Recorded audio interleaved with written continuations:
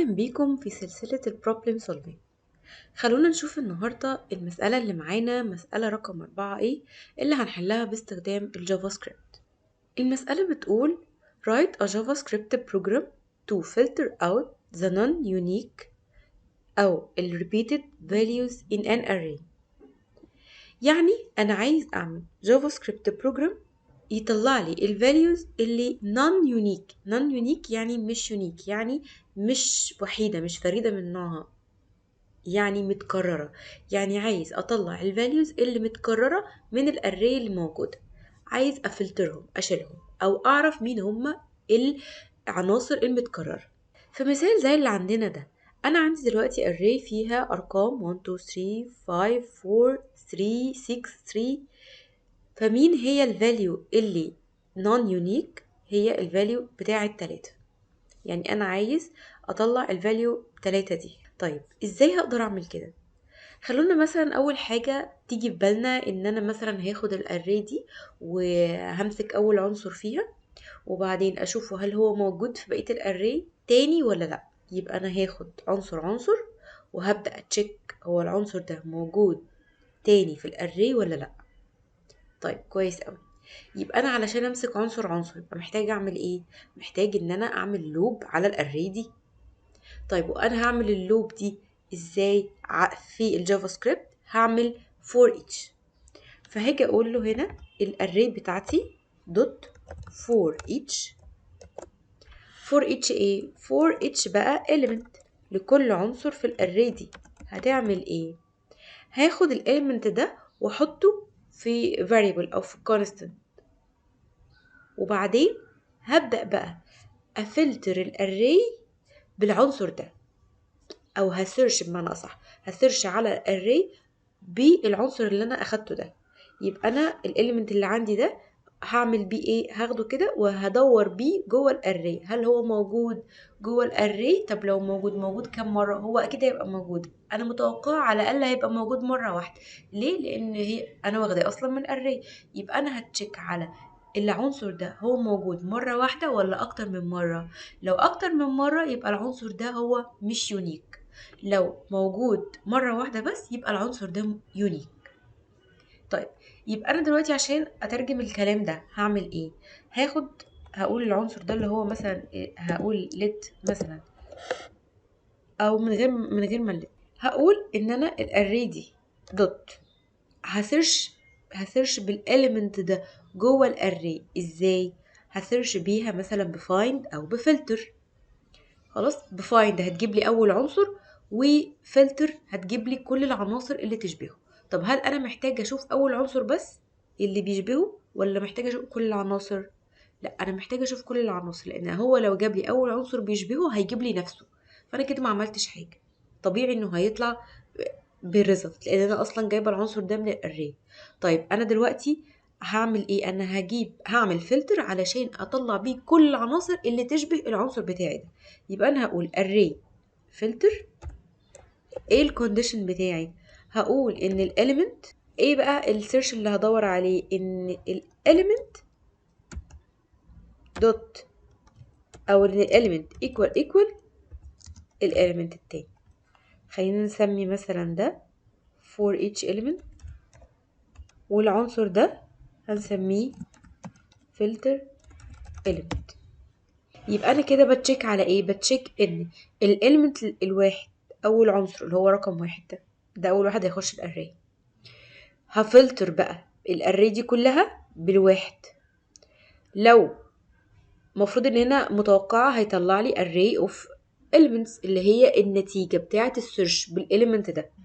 طيب انا متوقعة ان الفلتر اللي الاري دي هتطلع لي كام؟ مفروض ان انا اتليست هتطلع لي array of element واحد، يعني array اللينس بتاعها 1. ليه؟ لان هي بتدور على العنصر جوه الاري الاصليه فهتلاقيه مره واحده، ده اللي انا عايزاه. طب لو لقيت بقى اكتر من واحد فاللينس هيزيد.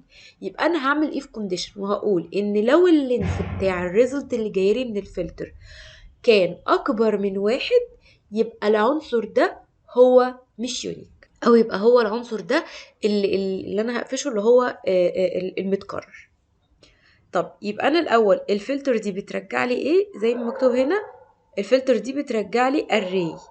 يبقى انا دلوقتي هاخد الريزلت بتاعت الفلتر دي، هقول مثلا السيرش او الريزلت، هسميها الريزلت بتساوي العنصر اللي جايلي من الفلتر ده. وبعد كده هبدأ بقى تشيك. لو يا سيدي الريزلت دوت لينث كان اكبر من 1، لو الريزلت دوت لينث يعني اللينث اللي جايلي طول الري اللي مبعوتالي من الفلتر دي اكبر من 1، يبقى العنصر ده اللي انا قافشه فوق هنا ده، العنصر ده مش يونيك. هاجي فوق هنا هعرف array هنسميها يونيك، هقول ان يونيك دي هي array فاضية. وهاجي هنا بعد لما اتشيك على ان الطول بتاعي اكبر من 1، يبقى العنصر ده مش يونيك. فهروح اقول له ايه، هقول له يونيك دوت بوش for each element. يبقى انا كده كل عنصر هلاقيه موجود اكتر من مرة هبوشه هنا جوه الاري دي اللي هي اليونيك. وبعدين في الاخر هنا هاجي اقول له ايه console دوت log اليونيك علشان اشوف الريزلت هتطلع.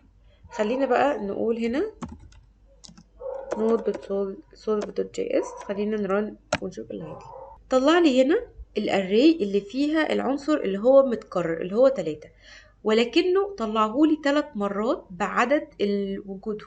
هل هو ده اللي انا عايزاه؟ هو كده هو نفس العنصر ومتكرر 3 مرات، فهو طلعهولي 3 مرات. كل مرة بيدخل فيها الاري يروح يلاقي العنصر ده موجود اكتر من مرة فيروح يبوشه هنا. بعدين يخش على الاتنين موجودة لا مش موجودة فمش هيبوش حاجة. بعدين هنا دخل على التلاتة لقاها موجودة فراح عمل لها بوش. 5 موجودة لا، 4 موجودة لا، 3 هل موجودة قبل كده؟ موجودة قبل كده فراح عمل لها بوش تاني. 6 موجودة لا مش موجودة، 3 موجودة موجودة فراح عمل لها بوش تالت. فخرج الاري دي فيها 3، كل مرة بيروح بيبوش العنصر ده. طب هل هو ده المطلوب؟ لا مش هو ده المطلوب. طب اعمل ايه؟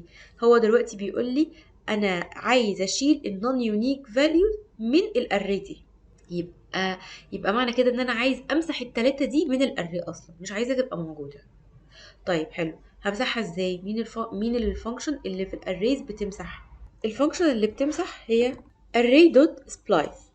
طيب array.splice دي هي اللي بتشيل العنصر اللي انا مش عايزاه. حلو جدا. طيب انا عايز دلوقتي اعرف مين العنصر اللي انا مش عايزاه. العنصر اللي انا مش عايزاه هو العنصر المتكرر. طب انا هعرفه منين؟ هي سبلايس دي عايزه ايه؟ سبلايس دي عايزه البدايه بتاعه المكان او بتاعه الحته اللي انا هقطع فيها، او عايز تعرف الاندكس بتاعه يعني مكانه فين. طيب انا هجيب المكان ده منين؟ بمنتهى البساطه انا دلوقتي خلاص عرفت مين هو العنصر اللي مش يونيك اللي هو متكرر. حلو، يبقى انا هعمل ايه؟ هجيب الاندكس بتاعه. هجيب الاندكس بتاعه منين؟ هاجي هنا وازود اندكس في الفور اتش ممكن تاخد مني 2 element، العنصر والاندكس بتاعه. طب يبقى انا كده اول لما الاقي ان العنصر اللي عندي هو الريزلت بتاعته اكبر من 1، يعني هو فيه موجود اكتر من مرة، يبقى انا همسك بقى الاندكس ده وهروح اقول له ايه سبلايز عند الاندكس اللي انت لقيته ده، والكاونت بتاعي 1 بس. طيب وبعدين هاجي هنا اقول له في الاخر اطبع لي الاري. يبقى انا هنا كل مره هلاقي ان الريزلت دوت لينس اكبر من 1 هروح جاي واخد الاري واروح اعمل ايه، واروح اسبلايز منها الاندكس ده، او الاندكس اللي انا واقف عنده ده يعني الرقم 3 اللي انا واقفه عنده ده هو المكان ده متكرر، فانا همسحه هعمل كاونت 1. ماشي، خلينا نشوف دلوقتي الاري الريزلت بتاعتها ايه. عمل ايه؟ جاب لي 1 2 5 4 6 3، حط ال 3 في الاخر. طب ليه عمل كده؟ لان هي اصبحت مش متكرره. يعني هو عقبال ما اجيب الاري في الاخر عند 3 فراح عمل ايه؟ فراح قال التلاتة دي هي موجودة؟ لا مش موجودة. ليه؟ لان هو خلاص كان اوريدي مسح كل 3 لقاها متكررة قبل كده. طيب حلو قوي. طب هل هو ده المطلوب؟ يعني هو المطلوب ان انا اشيل بس الفاليوز المتكررة واخلي الفاليو الاصلية؟ لا برضو انا لسه ما وصلتش للحل. ليه؟ لان هو اللي عايز بيقولك انا عايز فلتر اوت النون يونيك، عايز اشيل كل الريبيتد فاليوز. طيب ما هو احنا ستيل كده شايلين كل الريبيتد فاليوز وخلينا فاليو واحده بس المظبوطه، صح؟ طب فرضا ان هو كان عايز يشيل كل الفاليوز يعني المتكرره وما ما يخليهاش خالص، او عايز يطلع بس اليونيك فاليوز، يعني انا مش عايز امسح حاجه اصلا، انا عايز افلتر كده واطلع الفاليوز اللي هي مش متكرره اخليها على جنب في اري لوحدها. مش عايز اصلا امسح حاجه، انت كده مسحت لي من الاري، انا مش عايز امسح من الاري. طيب ماشي، نعمل ايه؟ انا دلوقتي عايز ايه؟ بدل ما انا الكونديشن بتاعي بقول له ان لما اللينس يبقى اكبر من 1 امسحهولي او حطهولي في اري، لا، انا هقول له ان لما اللينس بتاعها يبقى بيساوي 1. بيساوي 1 يعني هي موجودة مرة واحدة بس، يعني انا لما تلاقي ان الفلتر بتاعي مطلع لي ريزلت واحدة بس، يبقى معنى كده ان العنصر ده مش بتكرر. طب يبقى خلينا هنا نقول ان اللينس يساوي 1، وبدل لما انا بقول له سبلايز، لا انا هقول له ايه بقى؟ وهاجي اقول له هنا في اليونيك دي بقى بوش لي الفاليوز اليونيك،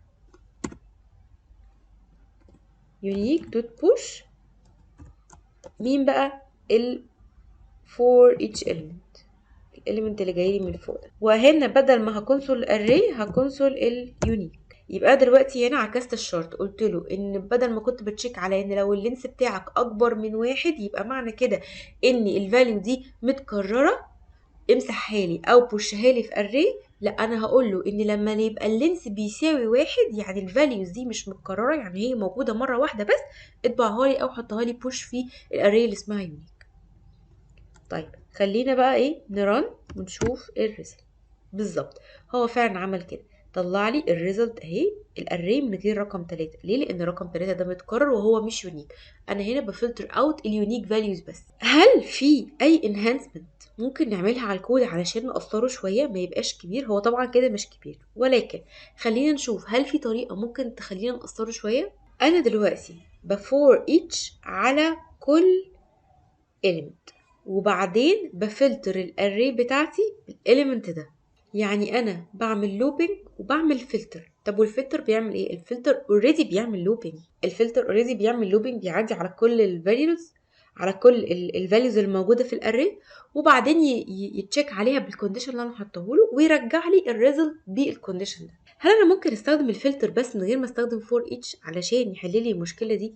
او هيبقى ايه الكونديشن بتاعي؟ ان الاليمنت دوت اندكس، يعني الاليمنت انت واقف عنده ده الاندكس بتاعه بيساوي ايه؟ اللاست اندكس. هقول له ايه جوه الفلتر؟ هاجي اقول ان الاري دوت اندكس اوف ايه؟ اندكس اوف الاليمنت اللي انت واقف عنده ده.